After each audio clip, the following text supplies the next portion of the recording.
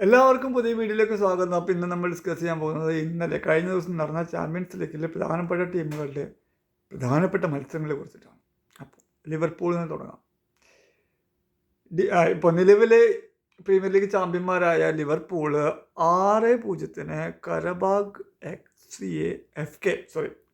F K എന്ന് പറഞ്ഞ ടീമിനെ തുരത്തി വിട്ടു.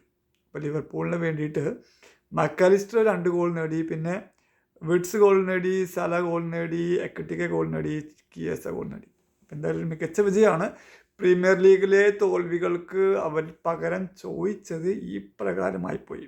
അതാണ് കാര്യം. കാരണം പ്രീമിയർ ലീഗിൽ എന്തായാലും നമ്മുടെ ലിവർപൂളിൻ്റെ പ്രകടനം അത്രയ്ക്ക് ഒരു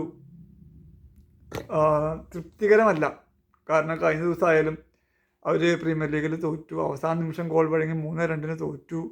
അത് കാരണം കൊണ്ട് പ്രീമിയർ ലീഗിൽ അവരുടെ നില അത്രയ്ക്ക് ചില 7ാം സ്ഥാനത്ത് അവർ കിടക്കണേ, 6ാം സ്ഥാനത്ത് 7ാം സ്ഥാനത്ത് 6ാം സ്ഥാനത്ത് തോന്നുന്നു അവർ കിടക്കണം, 4, 5, 6ാം സ്ഥാനത്ത് അവർ കിടക്കണേ. പക്ഷെ അതിൻ്റെ എല്ലാം കോട്ടം തീർത്തത് ചാമ്പ്യൻസ് ലീഗിലെന്ന് മാത്രം 6 അടിച്ചു. ഓക്കെ, നെക്സ്റ്റ് അടുത്തൊരു മത്സരം നോക്കുകയാണെങ്കിൽ ബാഴ്സലോണ 4-1 കോപ്പൻഹേഗനെ തോൽപ്പിച്ചു. ബാഴ്സലോണയ്ക്ക് വേണ്ടിയിട്ട് യമാൽ ഗോൾ അടിച്ചു, ലെവൻഡോസ്കി ഗോൾ അടിച്ചു, റാഫീന ഗോൾ അടിച്ചു, മാഞ്ചസ്റ്റർ യുണൈറ്റഡിൽ നിന്ന് പോയ റാഫീന അടക്കം ഗോൾ അടിച്ചു. 4-1 കോപ്പൻഹേഗനെ തോൽപ്പിച്ചു. വേറൊരു മത്സരത്തിൽ PSG ന്യൂക്കാസിലായിട്ട് 1-1 സമനില പിടിച്ചു. നമ്മുടെ നിലവിലെ ചാമ്പ്യൻസ് ലീഗ് ചാമ്പ്യന്മാരാണ് PSG എന്ന് ഓർക്കണം. ന്യൂക്കാസിലായിട്ട് 1-1 സമനില പിടിച്ചു. ഇന്റർ 2-0 ഡോട്ട്മുണ്ടിനെ തോൽപ്പിച്ചു. ചെൽസി 3-2 നാപ്പോളിനെ തോൽപ്പിച്ചു. എവേ മത്സരമായിരുന്നു ചെൽസിയിലെ. നാപ്പോളി നാട്ടിൽ പോയിട്ട് നാപ്പോളിനെ തറപറ്റിച്ചു. മുമ്പ് മാഞ്ചസ്റ്റർ യുണൈറ്റഡിൻ്റെ താരങ്ങളായിരുന്ന ഹോയിലുണ്ട് നാപ്പോളിയിലാണ്, പിന്നെ വേറൊരു ചങ്ങാതി നാപ്പോളിയിലുണ്ട്. എനിവേ നാപ്പോളി നാട്ടിൽ പോയിട്ട് 3-2 ചെൽസി നാപ്പോളിനെ തോൽപ്പിച്ചു. ടോട്ടനം 2-0 ഫ്രാങ്ക്ഫർട്ടിനെ തോൽപ്പിച്ചു. പിന്നെ അടുത്തൊരു അട്ടിമറിയാണ് ബോഡോ ഗ്ലിംസ്. പിന്നെയും അട്ടിമറി വിജയം കാഴ്ചവെച്ചിരിക്കുന്ന ബോഡോ ഗ്ലിംസ് 2-1 അത്ലറ്റിക്കോ മാഡ്രിഡിൻ്റെ ഹോം ഗ്രൗണ്ടിൽ വെച്ച് തോൽപ്പിച്ചു. ഈ ബോഡോ ഗ്ലിംസ് ചില്ലറക്കാരല്ലാന്ന് പിന്നെയും തെളിച്ചുകൊണ്ടിരിക്കുക. കാരണം സിറ്റീനെ ബോഡോ ഗ്ലിംസിൻ്റെ ഹോം ഗ്രൗണ്ടിൽ വെച്ചിട്ട് സിറ്റീനെ അട്ടിമറിച്ചിരുന്നവർ ഇപ്പോൾ അവർ അട്ടിമറിച്ചത് അതൊരു നമ്മുടെ സ്പെയിനിലെ തന്നെ ഒരു വമ്പൻ ടീമായ അത്ലറ്റിക്കോ മാഡ്രിഡിനെ. എന്തായാലും അതൊരു വല്ലാത്ത അട്ടിമറിയായി പോയി. നമ്മുടെ സിറ്റീനെ അട്ടിമറിച്ചും വല്ലാത്ത അട്ടിമറിയായി പോയി, ഇതും വല്ലാത്ത അട്ടിമറിയായി പോയി. അപ്പോൾ ബോഡോ ഗ്ലിംസ് ഇങ്ങനെ അട്ടിമറിച്ചുകൊണ്ടിരിക്കുക തന്നെയാണ് ടീമുകളെ.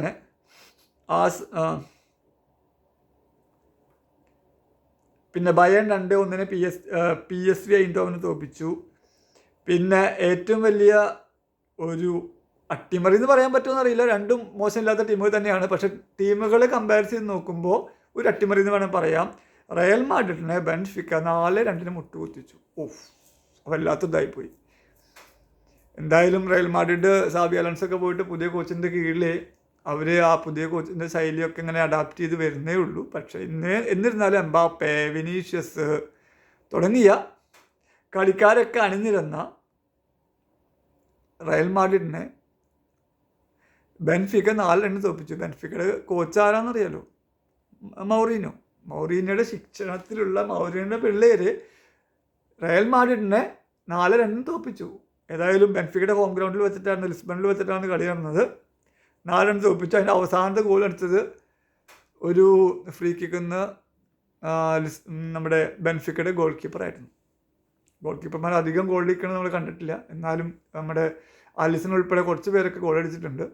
കുറച്ചധികം പേര് ഗോൾ അടിച്ചിട്ടുണ്ട്. എനിവേ ട്രുബിൻ ബെൻഫിക്കയുടെ ഗോൾ കീപ്പറായിരുന്നു ട്രുബിൻ ആണ് അവസാനത്തെ ഗോൾ അടിച്ചത്. 4-2 റയൽ മാഡ്രിഡിനെ തോൽപ്പിച്ചു. റയൽ മാഡ്രിഡിനെ സത്യം പറഞ്ഞു കഴിഞ്ഞാൽ ഇപ്പോൾ ഈ കാലം നല്ല കാലമല്ല. കാരണം റയൽ മാഡ്രിഡിൻ്റെ എതിരാളികളായ ബാഴ്സലോണ 4-1 കോപ്പൻഹേഗനെ തോൽപ്പിച്ചപ്പോൾ ഇവർ 4-2 ബെൻഫിക്കയോട് തോറ്റു.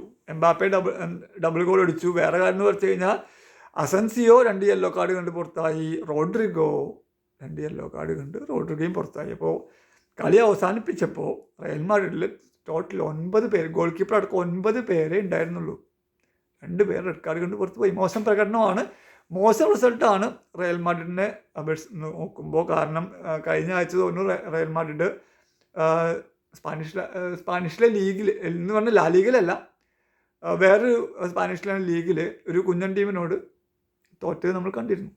അപ്പോൾ ഈ പോക്ക് ശരിയല്ല. റയൽ മാഡ്രിഡിൽ നിന്നൊരു ബിഗ് ക്ലബിനെ കുറിച്ച് അപേക്ഷിച്ച് നോക്കുമ്പോൾ ആ തോൽവിയും ഈ തോൽവിയും ഒന്നും അത്ര നല്ല കാര്യമല്ല. എനിവേ പുതിയ കോച്ചിൻ്റെ കീഴിൽ പുതിയ കാര്യങ്ങൾ അവർ എക്സ്പെരിമെൻറ്റ് ചെയ്ത് വരികയെന്ന് തോന്നുന്നു.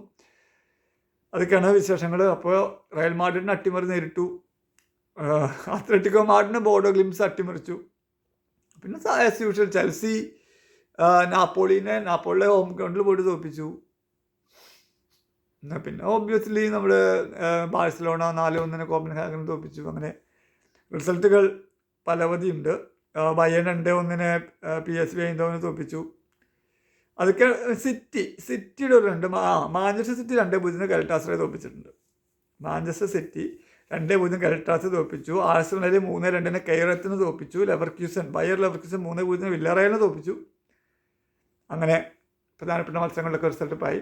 അപ്പോൾ എന്തായാലും അടുത്ത ദിവസം അടുത്ത ടീമുകളുടെ മത്സരമുണ്ട്. അപ്പോൾ അതിന് വേണ്ടി കാത്തിരിക്കാം.